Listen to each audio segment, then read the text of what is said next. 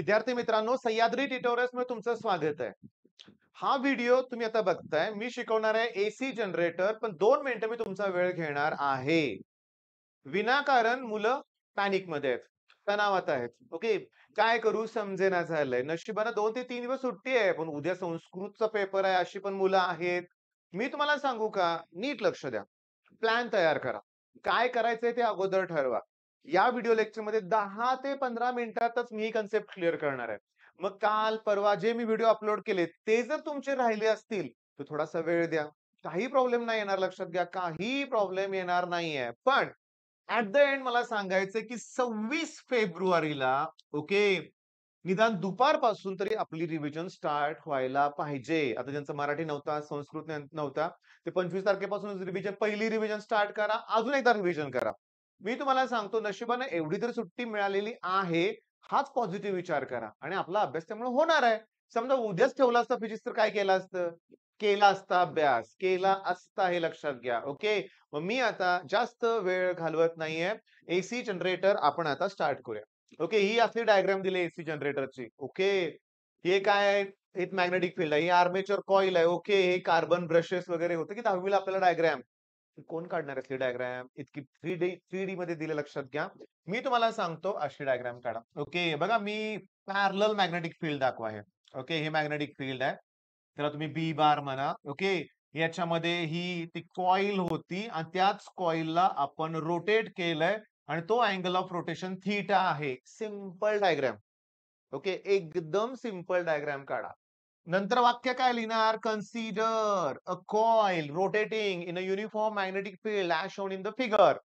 नंतर फाय म्हणजे काय? फ्लक्स. बी म्हणजे कोण? Magnetic field. ओके. तुम्हाला सांगतो ह्याच्यात जे लागणार आहे आपल्याला, एन म्हणजे फ्रिक्वेन्सी किंवा एफ म्हणजे फ्रिक्वेन्सी घ्या. ओके. ओमेगा म्हणजे अँग्युलर व्हेलॉसिटी. सगळ्या टर्म्स लिहा तुम्ही. ई म्हणजे induced EMF in the coil. थोडं सिंपल लिहा. ही सिंपल डायग्राम काढा. ही कॉइल रोटेट होते असं लिहा. लागणाऱ्या टर्म सगळ्या लिहा आणि आता डेरिव्हेशन. ही जी कॉइल आहे ना, जेव्हा रोटेट होते with constant angular velocity omega, the angle between magnetic field, हे सगळं लिहिलंय आपण. हे लिहू नका. हे सगळं आपण लिहिलंय लेट मध्ये. हे लिहायची गरज नाही. बट वी नो दॅट म्हणा. आणि जो फ्लक्स लिंक होतोय ना, त्याची व्हॅल्यू आहे बी ए इंटू कॉस थीटा. मी लिहिलं थीटा, पण थीटा म्हणजे कोण आहे? Omega T. थीटा म्हणजे ते अँग्युलर डिस्प्लेसमेंट वगैरे म्हणा. आता शांतपणे मी तुम्हाला सांगू का, हे एकदा इथपर्यंत तुम्ही आला, की एसी जनरेटरच फिनिश झाला लक्षात घ्या. ओके. तुम्हाला फक्त लेन्स लॉ वापरायचा आहे आणि इंड्यूस्ड ईएमएफचा फॉर्म्युला आहे minus d phi by d t. इथं बी म्हणूया आपण.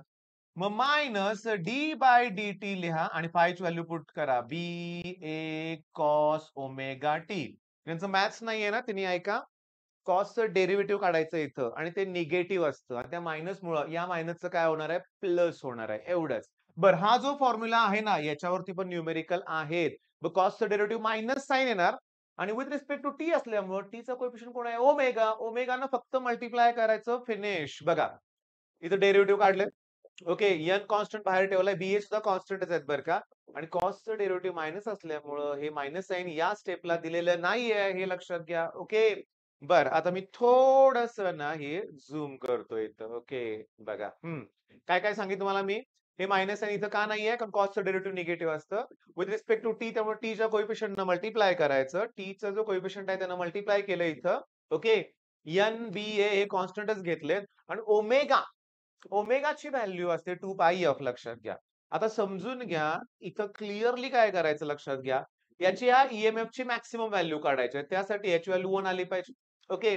मग त्याची व्हॅल्यू 1 आल्यानंतर हे जे काही शिल्लक राहिलं ना, 2 pi F N A B, 2 pi F N A B हे लक्षात ठेवा. यालाच म्हणायचं पीक व्हॅल्यू. आणि पीक व्हॅल्यूला रूट 2 न डिवाइड केलं की मिळते आरएमएस व्हॅल्यू. पीक व्हॅल्यूला रूट 2 न डिवाइड करा, आरएमएस व्हॅल्यू मिळते लक्षात घ्या. ओके. मग झाला का फॉर्म्युला तयार? E equals to E nought sine omega t. तुम्हाला त्याचे ग्राफ पण विचारू शकतील. आता ह्या ऍक्सिस वर मी ओमेगा टी घेणार आहे. पहिली व्हॅल्यू 0, साइन 0 ची व्हॅल्यू 0 इथे येणार. नंतर value pi by 2, sign pi by 2 1. त्यामुळे तुमचा ग्राफ असा वर जाणार. ई नॉट खाली येणार आहे मायनस ई नॉट. अरे एकदा का ग्राफ कळाला की तुम्हाला कळतोच तो पुढे कुठे जाणार आहे ते. मग ते टेबल काढून दाखवावं लागेल. ऑसिलेशन मध्ये असे 3 ग्राफ आहेत एका खाली एक. एक डिस्प्लेसमेंटचा, एक व्हेलॉसिटी आणि एक ऍक्सेलरेशन. इम्पॉर्टंट पॉइंट आहे बरं का ते. बर आता काय अवघड आहे एसी जनरेटर मध्ये? काहीच नाहीये. तुम्हाला फक्त लिहायचं आहे की ही जी डायग्राम आहे त्यापेक्षा सिंपल एखादी डायग्राम काढा. तुम्हाला हा मेनली आठवलं पाहिजे, फ्लक्सची व्हॅल्यू काढता आली पाहिजे. Flux at any time. Okay, त्याचं एकदा का फ्लक्स तुम्हाला कळालं की डेरिव्हेटिव्ह काढलं की ईएमएफ मिळतोय. कॉस्टचा डेरिव्हेटिव्ह काय सांगा? Minus sine. झाला? किती मिनिटं लागली सांगा बघू? ते 2 मिनिटात सुरुवातीचं मोटिव्हेशन देऊन 3 मिनिटात हे एसी जनरेटर क्लिअर होतोय. आता तुम्हाला काय करायचंय? न्यूमेरिकल. नीट लक्ष द्या. कंडक्टिंग कायम बरं का बाळांनो, कुठलाही फिजिक्स मधला कन्सेप्ट करताना लॉ केलाय. झालं नाही त्याच्यावर बेस्ट न्यूमेरिकल कुठला आहे बघायचं आणि ते करायचंच हे लक्षात घ्या. ओके बघा आता. A conducting loop of area 1 metre square. चला एरिया दिलाय 1 मीटर स्क्वेअर. ओके. सुरुवातीचं magnetic field 3 weber per metre 3 weber per metre square. आता मार्च 2022 चा पेपर काढा. आता एमसीक्यू विचारले. Weber per metre square is equivalent to tesla. किती सोपं आहे की नाही? बर. Φ1 दिलंय. Magnetic field is reduced to. आता ऐका. रिड्युस्ड टू म्हणलंय. त्यामुळे Φ2 ची व्हॅल्यू आहे तशी घेतो. पण इथं शब्द असतं ना, रिड्युस्ड बाय 1. तर मी इथं 2 लिहिलं असतं. रिड्युस्ड बायचा अर्थ increases by, decreases by. Increases to म्हटलं तर वेगळं, इन्क्रीज्ड बाय म्हटलं तर वेगळं बरं का लक्षात घ्या. त्याच्यामुळे इथं 1 आलं. Φ1, Φ2 मिळालं मला लक्षात घ्या. टाइम दिलाय. ओके, टाइमला मी dt म्हणतो. तो आहे किती? 0.5 सेकंद आणि विचारलाय ईएमएफ इंड्युस्ड. चला ईएमएफ इंड्युस्डचा फॉर्म्युला काय? D phi by dt. Okay, पण त्याला मी मॉड्युलस मध्ये लिहू का? ओके चालतंय. म्हणजे मी इथं पॉझिटिव्ह व्हॅल्यू घेतो. म्हणजे मला काय करायचंय की Φ2 मायनस Φ1 करायचंय आणि त्याला टाइमनं डिवाइड करायचंय. ओके, Φ2 म्हणजे B2A2 मायनस B1A1 आणि डिवाइड बाय टाइम. पण मी A2 A1 लिहिलंच नाही कारण एरिया कॉन्स्टंट आहे इथं आणि लकीली एरिया 1 दिलाय. कॅल्क्युलेशन इझी आहे. त्याच्यामुळे तो एरिया जर मी कॉमन काढला तर B2 minus B1. Okay, actually सांगू का तुम्हाला? हे B1 आणि B2 आहे बरं का. माझ्याकडून द्यायला चुकलं बरं का. इथं क्लिअर झालं खरं. मग B2 ची व्हॅल्यू आहे तर हे मॉड्युलसच घेऊया आपण बरं का. इथं लक्षात घ्या. मग B2 ची व्हॅल्यू आहे 1. B1 ची व्हॅल्यू आहे 3 डिवाइड बाय टाइम आहे किती सांगा? 0.2. 0.5 म्हणूया आपण. ओके. आता एरिया तर 1 आहे. जाऊ दे. हे पॉझिटिव्ह घ्या आणि इथं 0.5 घ्या. 0.5 म्हणजे आन्सर 4 येणार आहे. उत्तर 4 बरोबर आहे. फक्त मॉड्युलस घ्या. चूक झाली होती माझ्याकडून. हे मी चुकून इथं नोटेशन वेगळंच दिलं होतं लक्षात घ्या. ओके. इथं B1 आणि इथं कोण आहे सांगा? B2. ओके. पहिला प्रॉब्लेम लक्षात आला. दुसरा तर अतिशय सोपा आहे की E इक्वल्स टू तुम्हाला देतील 6 साइन 100 पाय टी. मग तुम्ही त्याला कम्पेअर करा E equals to E not sine omega T शी. मग मला सांगा मग पीक व्हॅल्यू आहे 6 व्होल्ट. कम्पेअर फक्त करायचं आहे कम्पेअर. हा सगळ्यात महत्वाचा टाइप आहे. हा परीक्षेत 3 मार्काला येऊ शकतो लक्षात घ्या बरं का. आणि ओमेगाची व्हॅल्यू आहे 100 पाय. दिसलंय कम्पेअर करून? ओमेगाचा फॉर्म्युला असतो 2 pi F that equals to 100 पाय. पायला पाय कॅन्सल. मग एफ इक्वल्स टू इंटू 2 च अपॉन 2 होईल आणि 50 हर्ट्झ ही फ्रिक्वेन्सी येईल. मग फ्रिक्वेन्सी आली 50 हर्ट्झ. पिरियॉडिक टाइम काढायचा तो फ्रिक्वेन्सीचा रेसिप्रोकल घ्या म्हणजे 1/50.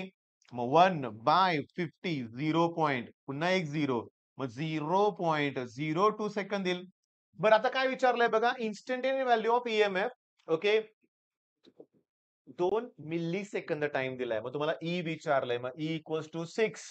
ओके, साइन 100 पाय आणि टी ची व्हॅल्यू 2 मिली सेकंद. मिली म्हणजे डिवाइड बाय 1000 करा. ओके, मग हे 6 साइन 36 येणार. ओके, ऐका.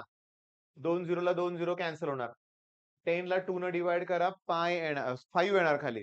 पाय म्हणजे 180 डिग्री अँगल आहे तो लक्षात घ्या. मग 180 ला मी 5 न डिवाइड केलं की आन्सर वेगळंच येणार. तुमच्या डोक्यात आलं का? अँगल आहे तो आता. पाय रेडियन आहे त्याला डिग्री मध्ये कन्वर्ट करा. मग 36 डिग्री येणार आहे. मग लॉग टेबल मध्ये नॅचरल साइन मध्ये 36 चा 0 बघा. मी तुम्हाला सांगतो पुस्तकात प्रिंटिंग मिस्टेक आहेत. काही पुस्तकात 6 व्होल्ट म्हणलंय. ह्याची व्हॅल्यू 1 येऊ शकत नाही. π/2 आला असतं तर 1 नाही आहे 1. त्यामुळे पुस्तकातलं चुकीचं आहे. हे कुठे शोधणार? नॅचरल साइन मध्ये. ओके, मग हा टाइप कसा असतो? हे दिलेलं असतं. तुम्ही त्याला स्टँडर्ड इक्वेशनशी कम्पेअर करा. मॅक्सिमम व्हॅल्यू मिळेल. कधी कधी तुम्हाला आरएमएस व्हॅल्यू विचारले तर या 6 ला √2 ने डिवाइड करा. ओके. बर, ओहम्स लॉ सुद्धा वापरायचा आहे तुम्हाला. व्ही इक्वल्स टू कोण? I R. ठीक आहे, मग हा प्रॉब्लेम क्लिअर आहे. नेक्स्ट प्रॉब्लेम बघा. ओके आणि ओके. आता तुमचं पुस्तक काढून बघा. काही पुस्तकात इथं 50 हर्ट्झ लिहिलंय. मग त्यावेळेस ही व्हॅल्यू त्यांनी चुकीची दिली. आता शांतपणे बघा. E equals to E nought आणि साइन ओमेगा टी असतं, लक्षात घ्या. ओके. मग तुम्हाला व्हॅल्यू त्यांनी काय दिले? E इक्वल्स टू 140 दिलंय आणि साइन 3142 टी दिलंय. ओके.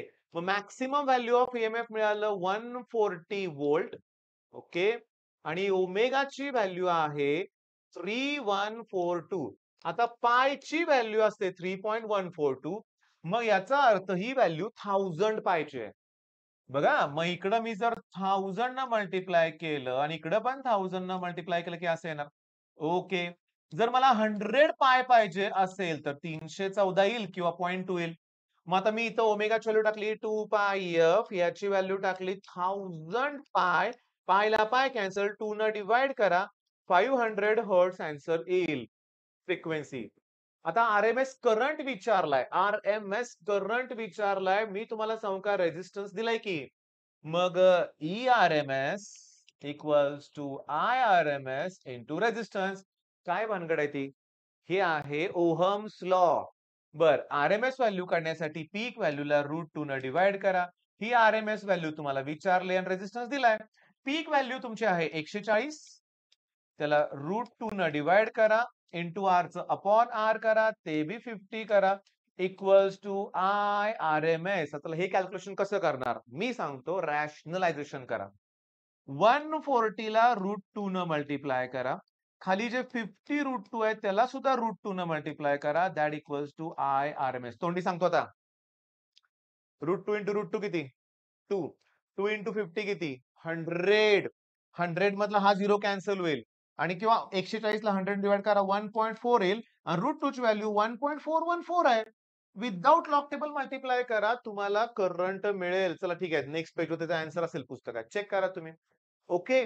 मग एसी जनरेटरची काय आता भीती नाही ना बाळांनो. मी तुम्हाला सांगतो, प्रत्येक प्रॉब्लेम इझी आहे. व्यवस्थित सॉल्व्ह करा.